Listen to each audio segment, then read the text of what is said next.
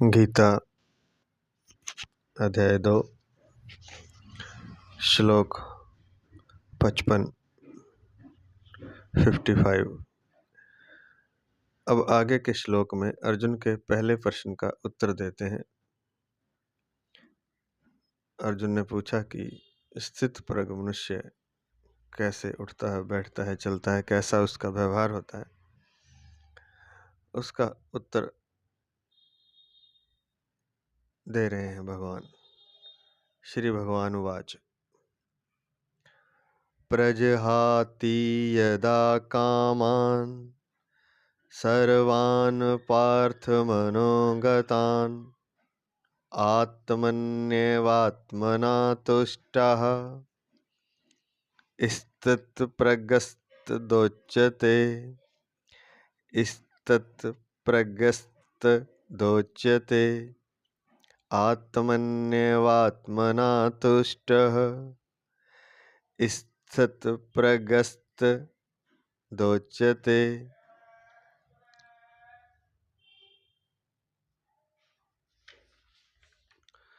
श्री भगवान बोले, हे पृथानंदन, जिस काल में साधक मन में आई संपूर्ण कामनाओं का भली भांति त्याग कर देता है और अपने आप से अपने आप में ही संतुष्ट रहता है, उस काल में वह स्थिर बुद्धि कहा जाता है।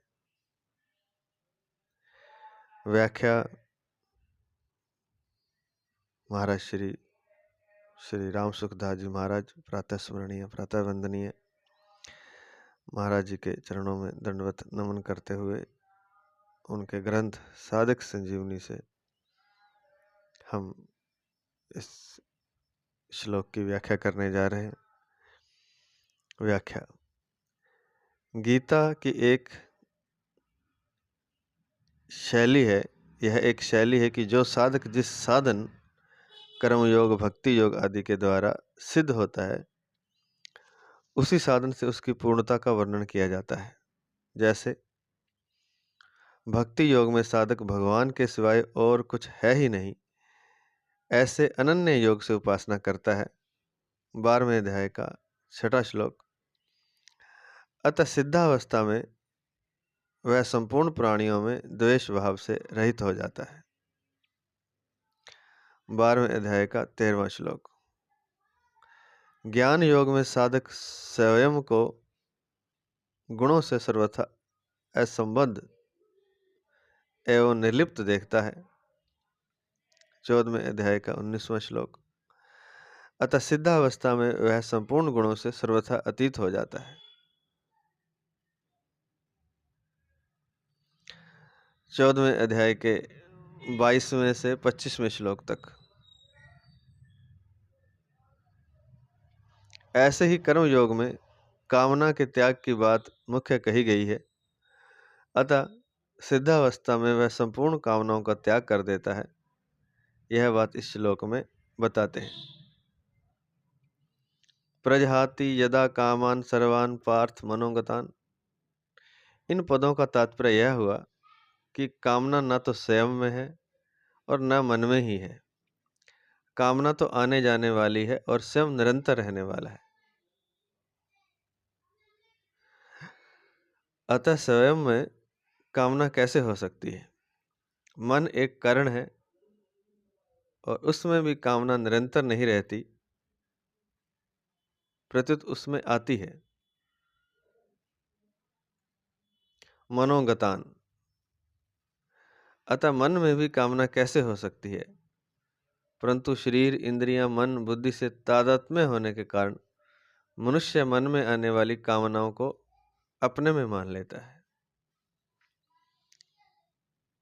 कहना चाहते हैं महाराज जी कि हम सोचते हैं कि मन में कामना उठती है, वस्तुतः ऐसा नहीं है। कामना भी आने जाने वाली है। मनोगतान। मन में आती है, चली जाती है, लेकिन हम उससे तादात्म्य कर लेते हैं और कामनाओं को अपने में मान लेते हैं। हमने भी महसूस किया हो, कोई भी विचार मन में हमेशा नहीं रहता। विचार आते हैं, चले जाते हैं, कामनाएं आती हैं, चले जाती हैं, इच्छाएं आती हैं, चली जाती हैं। हर क्षण मन में जैसे आकाश में बादल आते हैं, ऐसे ही विचार आते हैं, चले जाते हैं। हम उनको ये मान लीजिए कि जैसे बादलों को आकाश पकड़ ले, ऐसा पकड़ तो सकता नहीं, लेकिन ऐसा बार-बार उस विचार तरंग को हम उठाने लगते हैं, जो हमें अच्छी लग जाए, कामना जो मन में आई, और बार-बार हम कोशिश करते हैं कि वो कामना मन में आए। हम ही कोशिश करते हैं। अगर हम दृष्टा हो जाएँ, साक्षी हो जाएँ, तो मन में आएँगी कामनाएँ, चली जाएँगी, विचार आएँगे मन में, चले जाएँगे। विचार से भी तात्पर्य कामना से है। मुख्य बात तो कामना की है, इच्छा की है, क्योंकि इच्छा और कामना ही बांध लेती है। हम उस कामना को में आसक्त हो जाते हैं, तादात्म्य कर लेते हैं, और फिर उस कामना के अनुसार जीवन जीना चाहते हैं। उस कामना से पदार्थों, वस्तुओं, व्यक्तियों को, जो कामना से मन में आए हैं, उनको भोगना चाहते हैं। तो कामना भी आती है, जाती है। कहने ये बहुत बड़ी बात बता रहे हैं। हमें लगता है कि मन में कामनाएँ उठती हैं, मन में नहीं उठती हैं।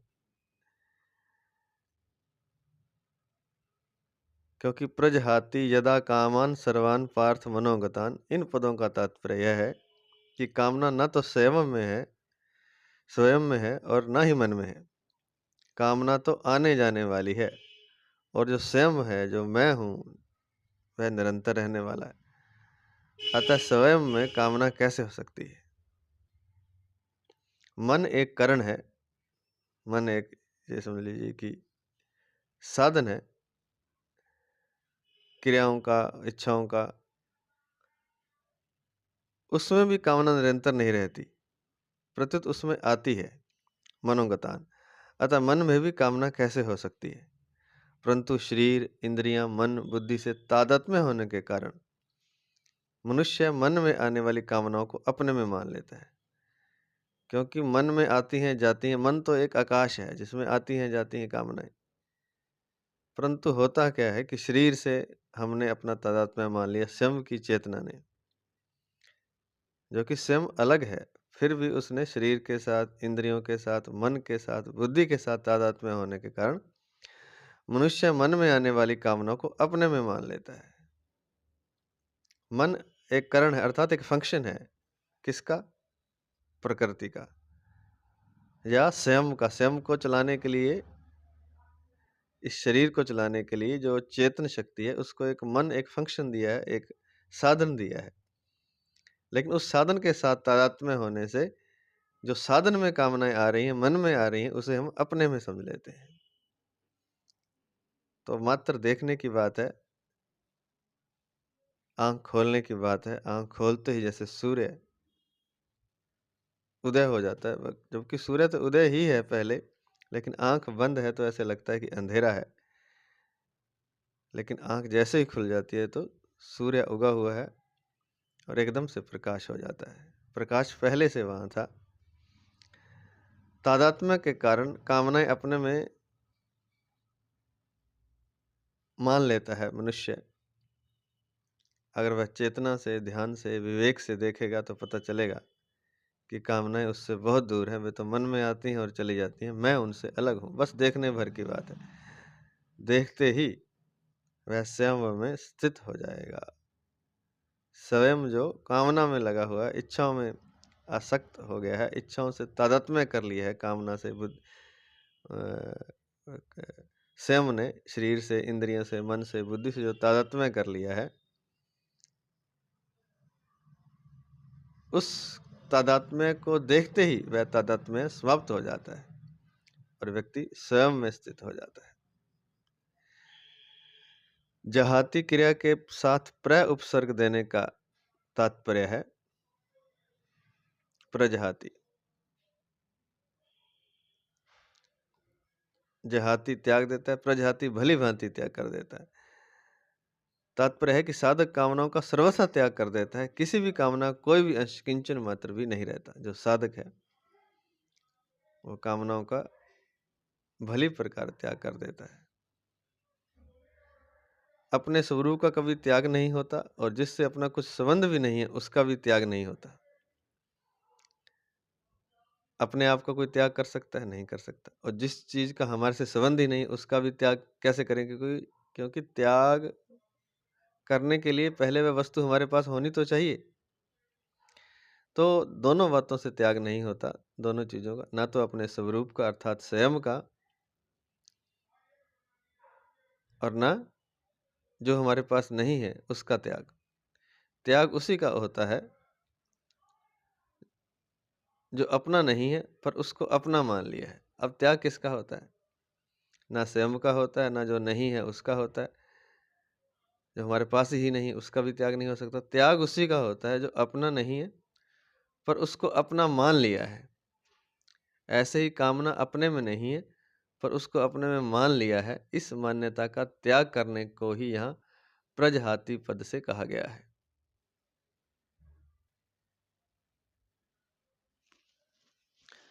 मान्यता का ही त्याग करना है, जो अपना नहीं है, जिसे अपना मान लिया है। वस्तुतः जो अपना है नहीं, उसे अपना मान लेना भ्रम है। तो उस भ्रम का ही त्याग करना है, उस मान्यता का ही त्याग करना है।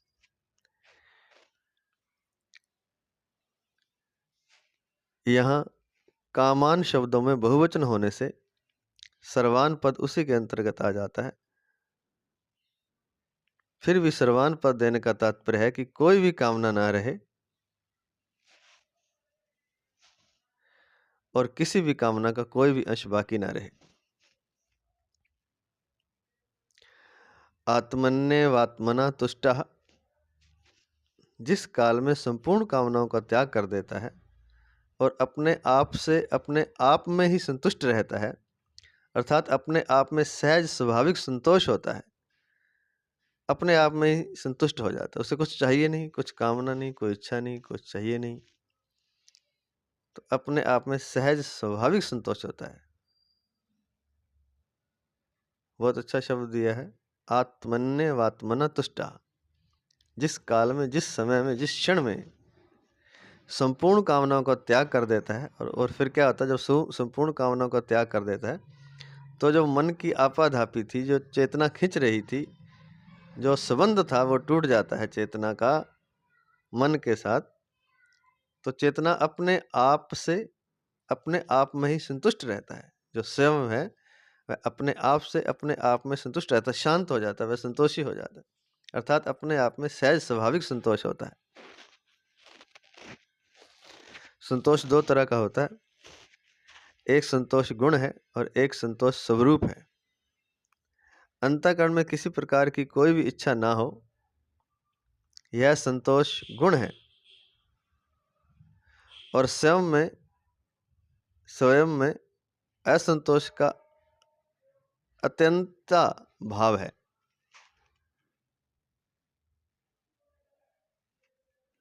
अंतःकरण में किसी प्रकार की कोई भी इच्छा ना हो, यह संतोष एक गुण है। और स्वयं में असंतोष का अत्यंता भाव है, यह संतोष स्वरूप है। यह स्वरूप भूत संतोष स्वतः सर्वदा रहता है, इसके लिए कोई अभ्यास या विचार नहीं करना पड़ता।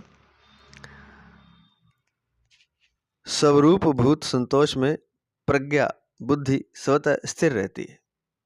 प्रज्ञा अर्थात बुद्धि स्वतः स्थिर रहती है। एक तो हम कोशिश करते हैं कि अंतःकरण में किसी प्रकार की कोई इच्छा ना हो, ये तो हुआ संतोष गुण।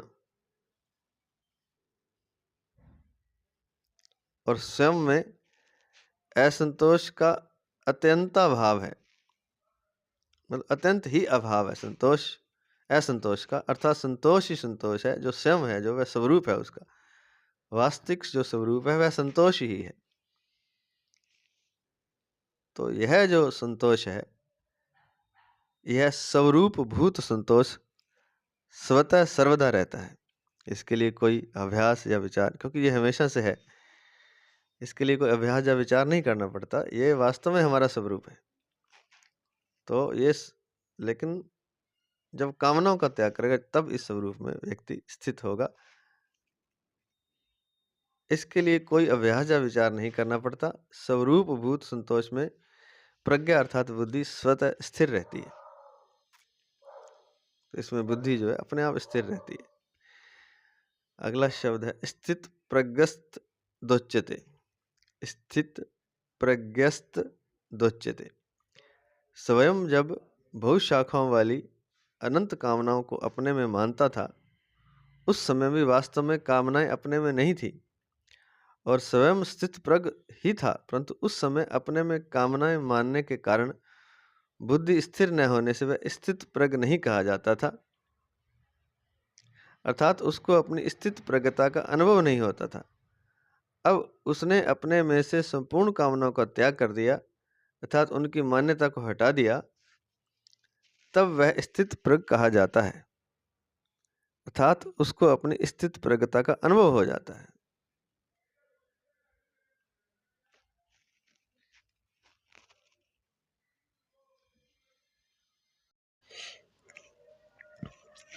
साधक तो बुद्धि को स्थिर बनाता है, परंतु कामनाओं का सर्वथा त्याग होने पर बुद्धि को स्थिर बनाना नहीं पड़ता, वह स्वतः स्वाभाविक स्थिर हो जाती है।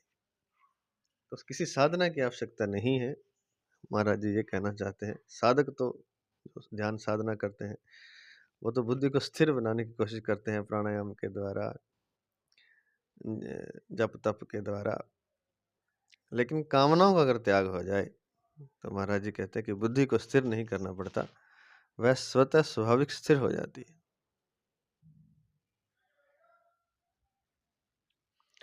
ये बहुत ही अच्छी बात बता रहे हैं। इच्छा का त्याग करना, इच्छा का जब त्याग कर देगा तो अपने आप में उसे संतोष हो जाएगा, अपने आप में ही वह स्थित हो जाएगा और आनंदित हो जाएगा, क्योंकि जो स्वयं है वह सतचित आनंद है, उस स्वयं में स्थित हो जाएगा।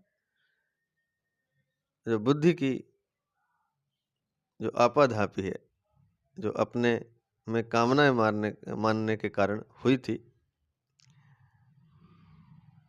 बुद्धि की जो अस्थिरता हो गई थी वह अपने आप ही स्थिर हो जाएगी, क्योंकि कामनाओं ने ही उसे अस्थिर कर रखा है बुद्धि को। जैसे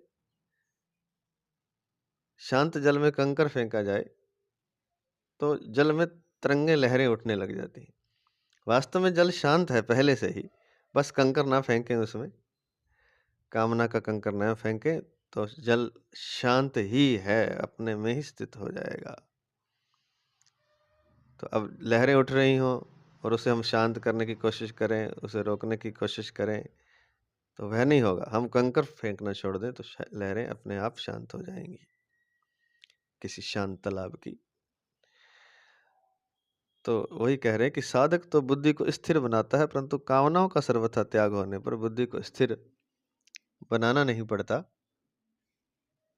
वह स्वयं स्वाभाविक स्थिर हो जाती है। कर्म योग में साधक का कर्मों से ज्यादा संबंध रहता है, इसलिए रहता है उसके लिए योग में आरूढ़ होने में भी कर्म कारण है। आरूरु मो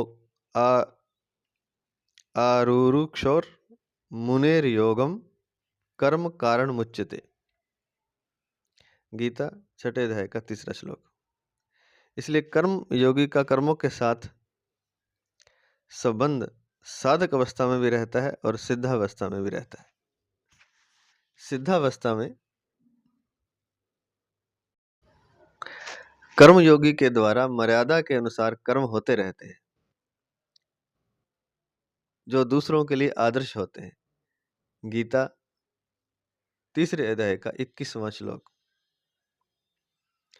इस बात को भगवान ने 4थे अध्याय में कहा है कि कर्म योगी कर्म करते हुए निर्लिप्त रहता है और निर्लिप्त रहते हुए ही कर्म करता है। कर्मण्य कर्म यह पश्येद कर्मणि च कर्म यह, 4थे अध्याय का 18वां श्लोक। भगवान ने 53वें श्लोक में योग की प्राप्ति में बुद्धि की 2 बातें कही थी। संसार से हटने में तो बुद्धि निश्चल हो और परमात्मा में लगने में बुद्धि अचल हो, अर्थात निश्चल कहकर संसार का त्याग बताया और अचल कहकर परमात्मा में स्थिति बताई। उन्हीं 2 बातों को लेकर यहाँ यदा और तदा पद से कहा गया है कि जब साधक कामनाओं से सर्वथा रहित हो जाता है और अपने स्वरूप में ही संतुष्ट रहता है, तब वह स्थित प्रज्ञ कहा जाता है।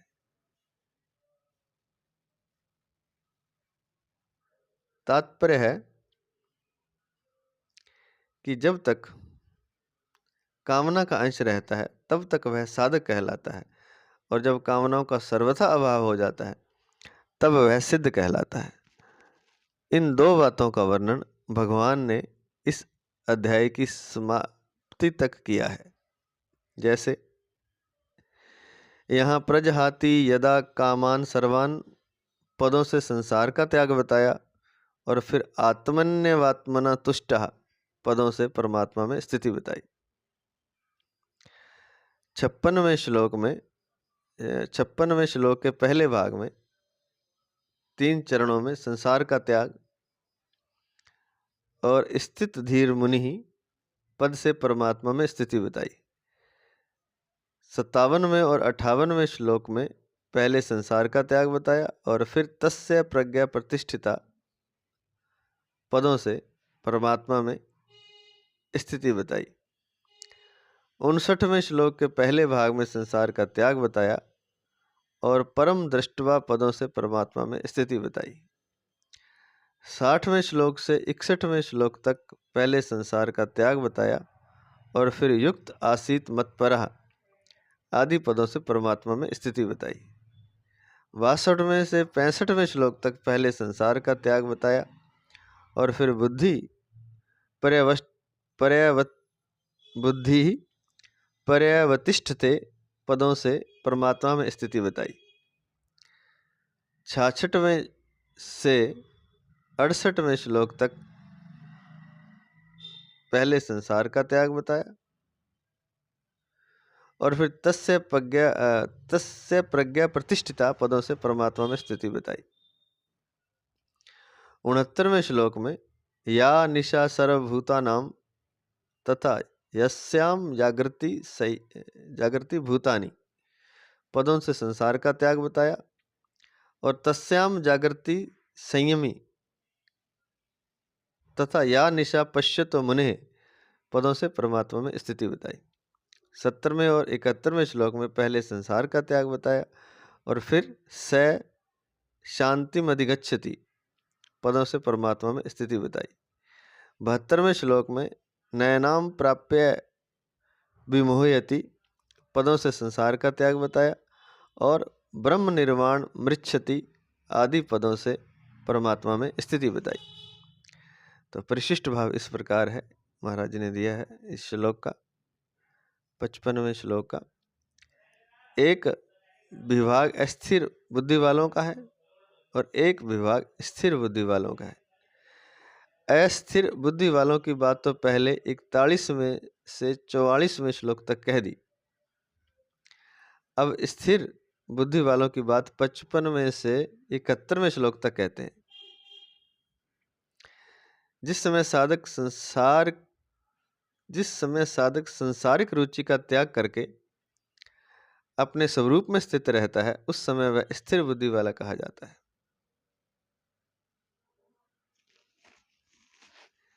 जिस समय साधक संसारिक रुचि का त्याग करके अपने स्वरूप में स्थित रहता है उस समय वह स्थिर बुद्धि वाला कहा जाता है। बहुत ही शानदार बात है।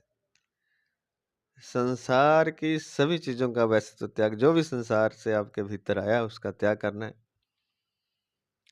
जैसे पिछले श्लोकों में बताया, मोह का, संसारिक रिश्तों का, फिर संसार के जो शास्त्रों के द्वारा जो उसका जो ज्ञान है, जो इकट्ठा करने के लिए हम ज्ञान इकट्ठा शास्त्र पढ़ते हैं, उस ज्ञान की बात कही है। जो तत्व की प्राप्ति के लिए हम ज्ञान प्राप्त करना चाहते हैं उस ज्ञान की नहीं। तो उस ज्ञान का जो कि शास्त्रार्थ करने के लिए उसका त्याग, जो शास्त्रार्थ करने के लिए इकट्ठा किया जाता है उसका त्याग। और फिर यहाँ कह रहे हैं कि कामना का त्याग, संसार की कोई इच्छा, संसार की कोई बात जब भी मन में आएगी तभी आप संसार से बंध जाएंगे। इसलिए संसारिक रुचि का त्याग करके जाइए। यहाँ कह रहे हैं, एक ही लाइन में इसका सार दे दिया इस श्लोक का। जिस समय साधक संसारिक रुचि का त्याग करके अपने स्वरूप में स्थित रहता है उस समय वह स्थिर बुद्धि वाला कहा जाता है। अपने मन से, अपनी बुद्धि से, अपने विवेक से संसारिक रुचि का त्याग जब व्यक्ति कर देता है तो वह अपने स्वरूप में स्थित हो जाता है उस समय में स्थिर बुद्धि वाला कहा जाता है। जिसका परमात्मा का उद्देश्य होता है, उसकी बुद्धि एक निश्चय वाली होती है।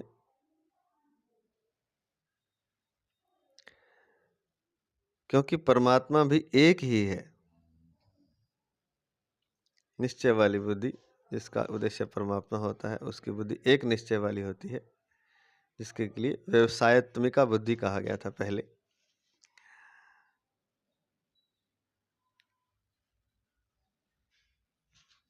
क्योंकि परमात्मा भी एक ही है, परंतु जिसका संसार का उद्देश्य होता है, उसकी बुद्धि असंख्य कामनाओं वाली होती है। क्योंकि संसारिक वस्तुएं असंख्य हैं। दूसरे अध्याय का 41वां श्लोक, जिसे कि अव्यवसायत्मिका बुद्धि कहा गया था। समता की प्राप्ति के लिए बुद्धि की स्थिरता बहुत आवश्यक है।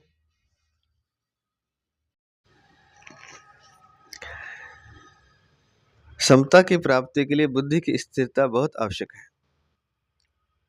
पतंजल योग दर्शन में तो मन की स्थिरता अर्थात वृत्ति निरोध को महत्व दिया गया है, पर गीता बुद्धि की स्थिरता अर्थात उद्देश्य की दृढ़ता को ही महत्व देती है।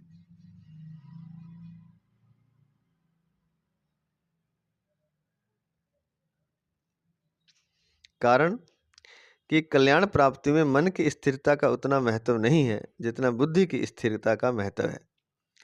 मन की स्थिरता से लौकिक सिद्धियां प्राप्त होती हैं, पर बुद्धि की स्थिरता से परमार्थिक सिद्धि कल्याण प्राप्ति होती है।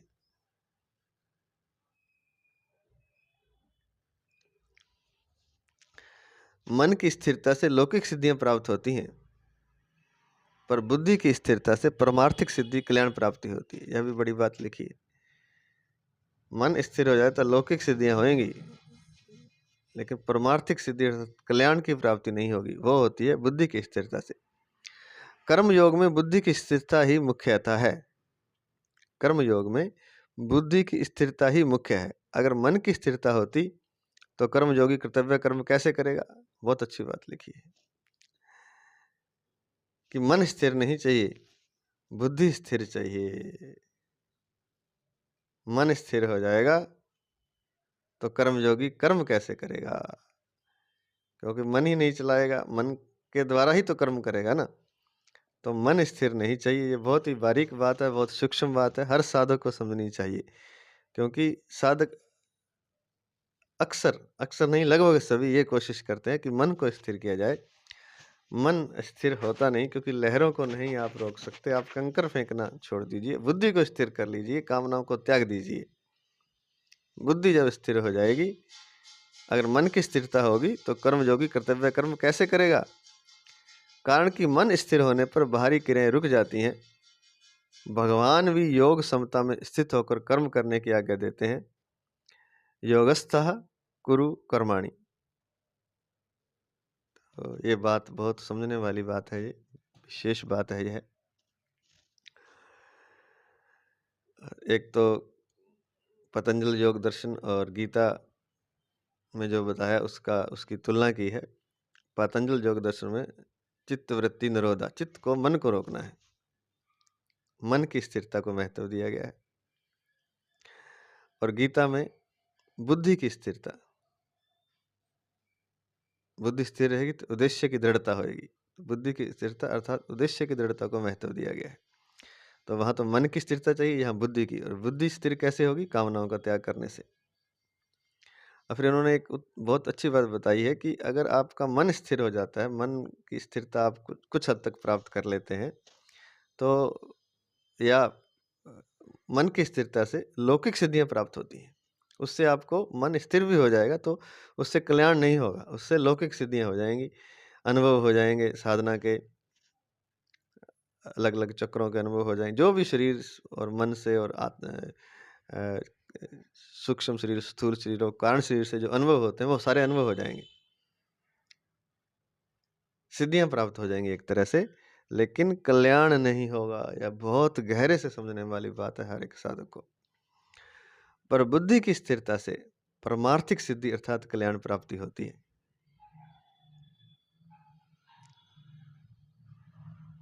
और एक बात और है कि मन की स्थिरता से एक आनंद भी आएगा कि मन स्थिर हो गया। विचार पूरा तो स्थिर हो नहीं सकता जब तक कामना है, जब तक बुद्धि स्थिर नहीं है।